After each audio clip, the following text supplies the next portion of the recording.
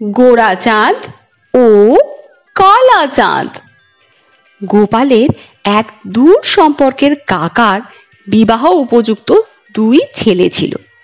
ছেলে দুটির একজনের নাম গোরা চাঁদ ও অপরজনের নাম কালা চাঁদ।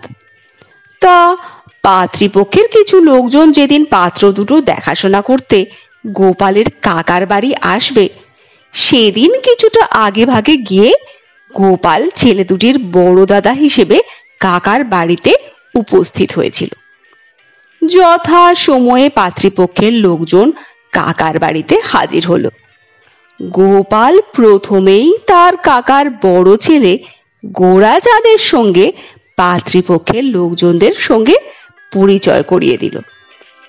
গোরা চাঁদের গায়ের রং ছিল আবলুস কাঠের মতো কালো।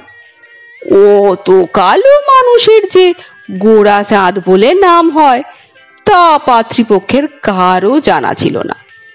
তাই তাদের মধ্যে থেকে একজন রসিকতা করে বলল, মশাই, গোরা চাঁদকে তো দেখলুম, এবার ঘরে একটু বাড়তি আলোর ব্যবস্থা করে আপনাদের কালা চাঁদকে একবার দেখান।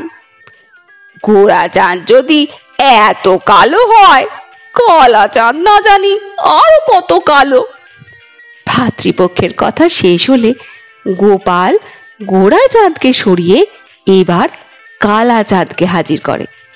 কিন্তু কালা চাঁদের গায়ে কাঁচা হলুদের রং দেখে পাত্রীপক্ষের লোকজনেরা বিস্ময়ে একেবারে হতবাক।